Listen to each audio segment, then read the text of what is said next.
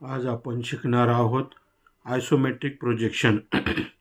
आपल्याला दिलेला आहे फ्रंट व्ह्यू आणि साइड व्ह्यू. फ्रंट व्ह्यू आपण या साइडनी काढणार आहोत. इथे एरो टाकतो. हा झाला फ्रंट व्ह्यू आणि ह्या बाजूनी साइड व्ह्यू. सर्वप्रथम मी एक बॉक्स तयार केलेला आहे. तर हा पॉईंट म्हणजे ओरिजिन आणि हा पेन्सिलचा पॉईंट म्हणजे ओरिजिन. 30 डिग्री अँगल टाकून एक लाईन टाकायची. इथं 30 डिग्री अँगल टाकायचं आणि लाईन एक टाकायची. दोन्ही बाजूने 30 डिग्री अँगल घेऊन एक लाईन टाकायची ॲप्रॉक्सिमेट. आणि आता इथून ओ पासून तर हे अंतर किती दिलेलं आहे 80, म्हणून मी ओ पासून तर ह्या साईडला अंतर घेतलं आहे विड्थ इज इक्वल टू 80. आणि आता ओ पासून लेफ्ट साईडला अंतर किती आहे हे टोटल 54, म्हणजे डेप्थ घेतली 54.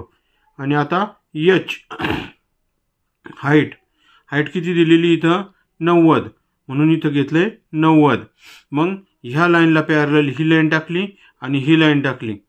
ह्या लाईनला पॅरलल ही लाईन टाकली, ह्या लाईनला पॅरलल ही लाईन टाकली. तसंच ह्या लाईनला पॅरलल ही लाईन टाकली, ह्या लाईनला पॅरलल ही लाईन टाकली, ह्या लाईनला पॅरलल ही लाईन टाकली.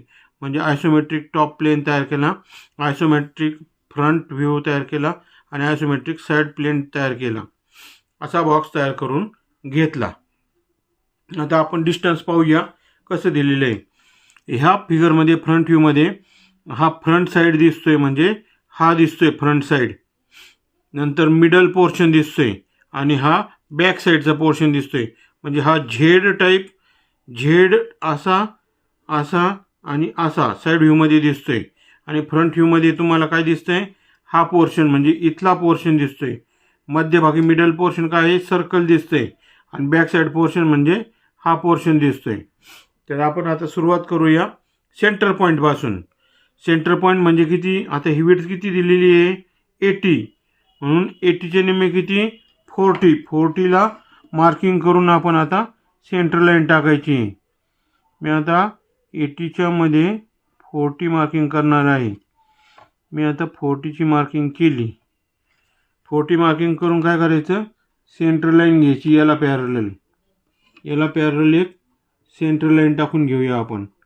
Dash dot dash dot dash dot dash dot आणि डॅश अशी सेंटर लाईन मार्क करून घेतली. म्हणजे आता ह्या ओ पासून तर हे विड्थ 80 आहे, त्याच्या निम्म किती आहे 40, म्हणून 40ची लाईन मारून घेतली. आता वरती हा फ्रंट व्ह्यूमध्ये पहा, म्हणजे ह्या साईडने जर पाहिलं आपण तर फ्रंट व्ह्यूमध्ये किती आहे 38 डिस्टन्स दिलेलं आहे. मग सेंटर लाईनपासून 19 आणि 19 म्हणजे 38 डिस्टन्स घ्यायचं आहे.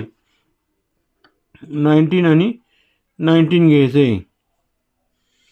आता इथं 19 आणि 19 38 घ्यायचं आहे. इथं एक पॉईंट येईन आणि इथे एक पॉईंट येईन, म्हणजे हे डिस्टन्स झालं 38. इथून 19 आणि इथून 19 38. पण आता हे आतमध्ये किती आहे ह्या साईडला 36. मग आता ते 36चं मार्किंग करून घेऊया आपण. 36 कसं घ्यायचं, आता याला पॅरलल लाईन टाकायची, इथून पॅरलल लाईन 36ने टाकायची, म्हणजे इथून अशी एक लाईन टाकायची आणि इथून एक 36ला लाईन टाकायची. 36ला मी डायरेक्ट डार्क लाईन टाकून देतोय. म्हणजे ह्या पॉईंटपासून 19, ह्या पॉईंटपासून 19 आणि इथून इकडं 36. आणि तो टॉप व्ह्यूमध्ये प्लेन दिसणार आहे. टॉप व्ह्यूमध्ये प्लेन दिसणार आहे, म्हणून मी ही लाईन जॉईन करून घेतोय. ही पण लाईन जॉईन करून घेतोय. झालं. आता हा पॉईंट म्हणजे हा पॉईंट इथून तर इकडं डिस्टन्स किती दिलेलं आहे 36 दिलेलं आहे इथं. म्हणजे ह्या पॉईंटपासून इथं 36 मार्क करायचं आहे. ह्या पॉईंटपासून म्हणजे साईड व्ह्यूमध्ये सांगतोय हा मी. साईड व्ह्यूमध्ये आता 36 मार्क करायचं हे डिस्टन्स. इथं 36 मार्क केलं इथून इतकं डिस्टन्स. तर आता हा पॉईंट म्हणजे हा पॉईंट वरती गेलेला आहे. आपण अज्यूम करू की इथं जॉईंट झालेला आहे.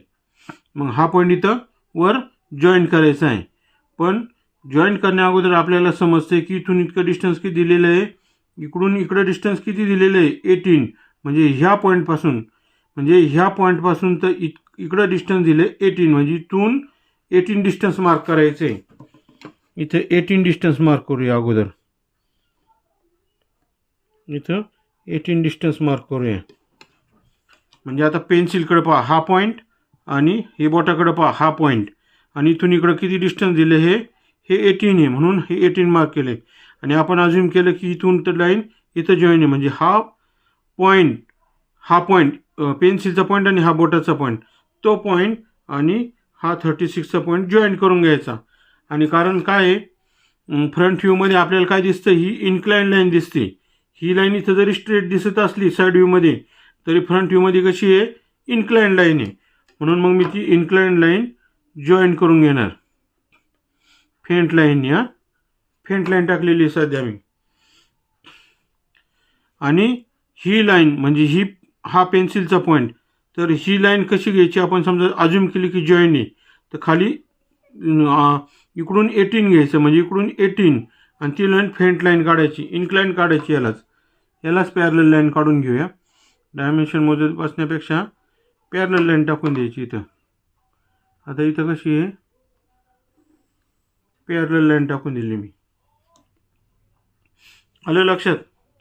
म्हणजे हा पॉईंट आणि ही लाईन इथं अज्युम केली की इथं जॉईंट आहे इथं. हा झाला लेफ्ट साईडची इन्क्लाइन लाईन झाली.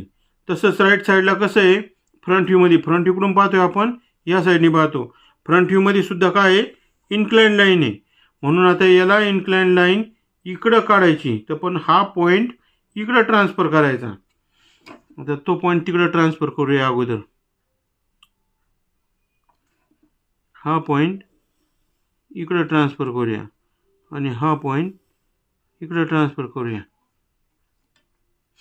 आता हा पॉईंट म्हणजे हा पॉईंट आहे, पेन्सिलकडे पहा आणि बोटाकडे पहा. हा पॉईंट म्हणजे हा पॉईंट आहे, आणि तो वर कसा आहे, स्ट्रेट आहे, म्हणजे इन्क्लाइन दाखवायचं इथं, कारण फ्रंट व्ह्यूमध्ये इन्क्लाइन दिसतोय तो लाईन.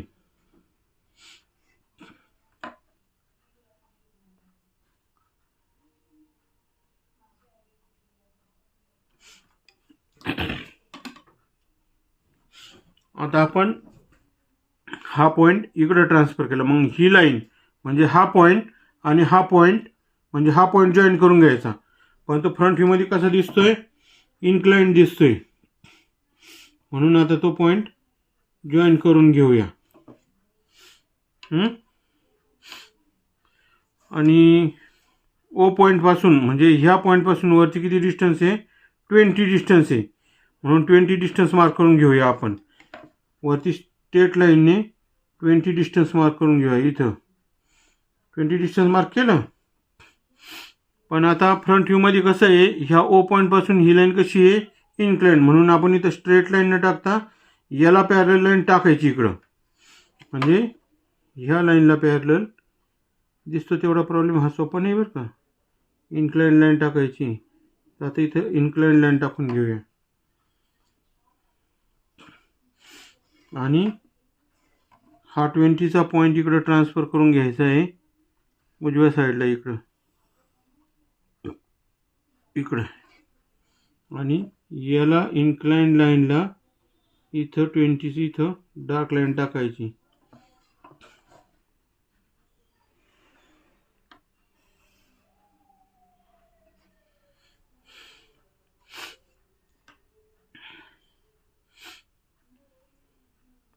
आता ह्या 20पासून तर इकडं अंतर किती आहे, 36, आणि हे 18 आणि हे 18 असं मार्किंग करायचं आहे. म्हणजे हा पॉईंट जो आहे तो हा पॉईंट आहे. आता इथून ह्या पॉईंटमधून आतमध्ये डिस्टन्स मार्क करायचं आहे इकडं.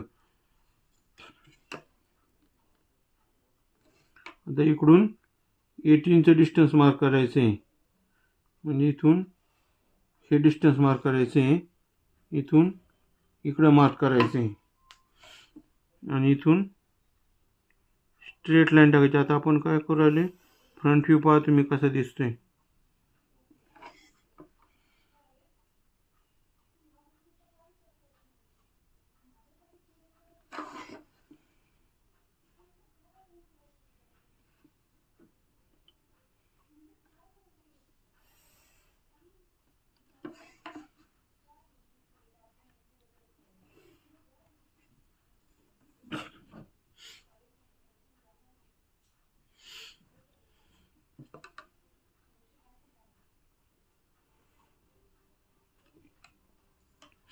आता ह्या पॉईंटपासून म्हणजे ह्या पॉईंटपासून तर खाली किती दिले डिस्टन्स 20 दिले, म्हणजे इथून 20 मार्क करायचं, इथून 20 मार्क करायचं. हे इथून पाहिजे साईड व्ह्यूमधून. आता इथं स्ट्रेट लाईन ही इथून 20 डिस्टन्स खाली घ्यायचं आहे. किती? इथून 20 डिस्टन्स खाली घ्यायचं आणि इथून सुद्धा 20 डिस्टन्स खाली घ्यायचं आहे. मी एक फेंट लाईन टाकतो इथं आणि इथं सुद्धा एक फेंट लाईन टाकून देतो. हॉरिझॉन्टल घेतो मी ड्राफ्टरने इथं, म्हणजे इथून 20 लाईन खाली घेतलेली. पण हे कसा पोर्शन आहे, इकडं साईड व्ह्यूमध्ये इन्क्लाइंड पोर्शन, हा इन्क्लाइंड पोर्शन, म्हणून ह्या 20ला इन्क्लाइंडमध्ये घ्यायचं आहे. म्हणून याला पॅरलल लाईन घेऊ आपण. आता ह्या लाईनला पॅरलल लाईन घेऊ आणि हा जॉईन करून देऊया. त्यानंतर ही लाईन 20ला इकडं घेतलेली आहे, म्हणून ही लाईन थेट खालपर्यंत येईन इथं.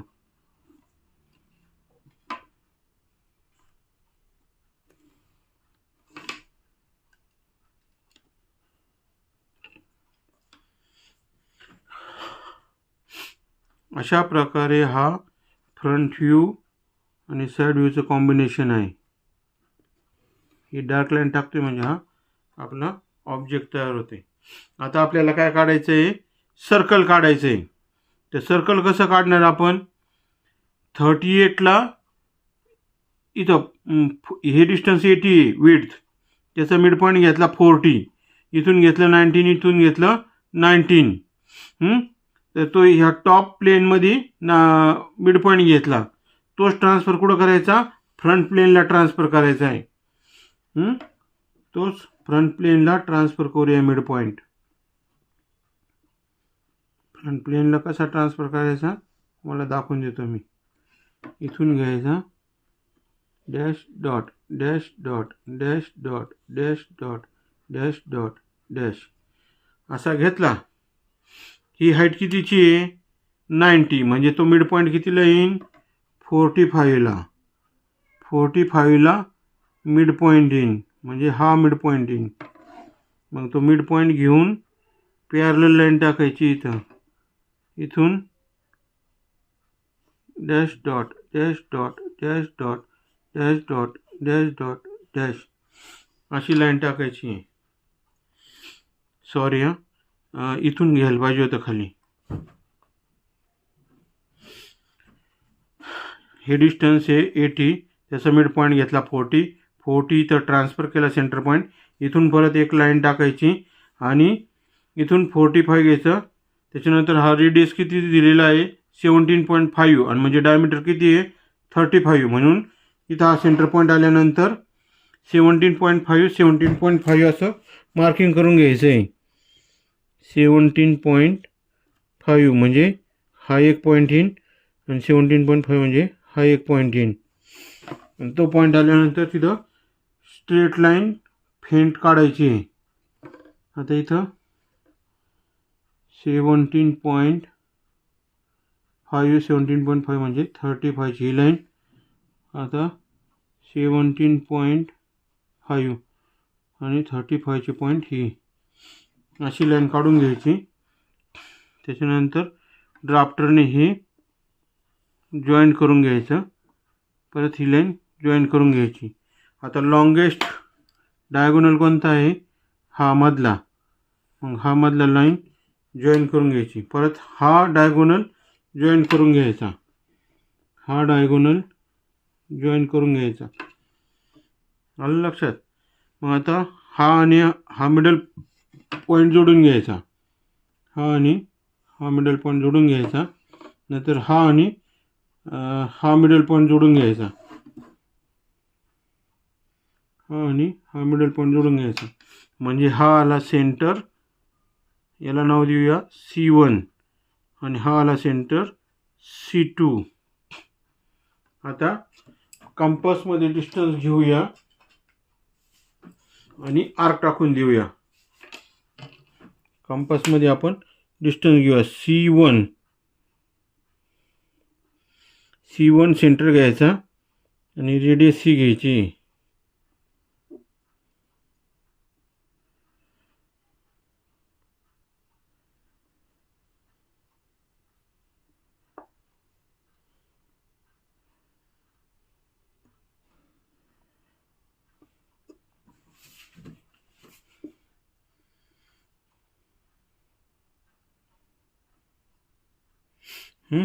आणि आता C2 रेडियस घेतल्यानंतर इथं आर्क टाकायची. C2 रेडियस घेऊन इथं आर्क टाकायची.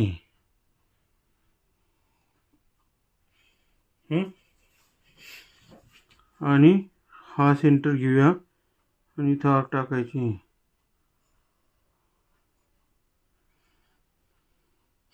परत हा सेंटर घ्यायचा ऑपोजिट साईडचा आणि इथं आर्क टाकायची. अशा प्रकारे सेंटर घेऊन C1 सेंटर. आता तुम्हाला परत दाखवतो मी. हा C1 सेंटर घेतला आणि C पासून तर इथं रेडियस घ्यायची. ही R1 धरा. हा C2 इथून तर इतकी रेडियस R2 धरा. आणि इथून सेंटर समजा हा घेऊ C3. इथून तर इतकी रेडियस घ्यायची म्हणजे ही समजा R3 झाली. असं इथून मार्किंग करायचं. आणि हा समजा C4 पॉईंट जर धरला तर इथून तर ह्या साईडला रेडियस घेऊन हे मार्किंग केलेलं आहे. आता तसंच आपण अजून इथून एक सर्कल टाकू शकतो. हे असं. पण आपल्याला हा पॉईंट कितीला ट्रान्सफर करावं लागेल? 18. हे डिस्टन्स किती आहे? 18. म्हणजे हा पॉईंट 18ला ट्रान्सफर करावं लागेल. आणि मग आपल्याला ड्रॉ करता येईल. आता हा C4 पॉईंट आहे ना. C4 पॉईंटपासून रेडियस किती घेतली? इथं रेडियस घेऊन ही आर्क टाकलेली. आता हा C4 पॉईंट 18ला ट्रान्सफर करायचा मागच्या साईडला. आपण याला नाव देऊ C5. म्हणजे हा सेंटर C5. आणि C4ला जी रेडियस घेतली होती तीच रेडियस C5ला घ्यायची आहे. तीच रेडियस C5ला घेऊन इथं आर्क टाकायची. म्हणजे हा झाला तुमचा आयसोमेट्रिक व्ह्यू कंप्लीट. धन्यवाद. तुम्ही माझे चॅनल लाईक, कमेंट, शेअर आणि सबस्क्राईब करा. म्हणजे तुम्हाला येणारे व्हिडिओचे नोटिफिकेशन मिळत जातील. मी आशा करतो की तुम्हाला हा प्रॉब्लेम समजलेला असेल. धन्यवाद.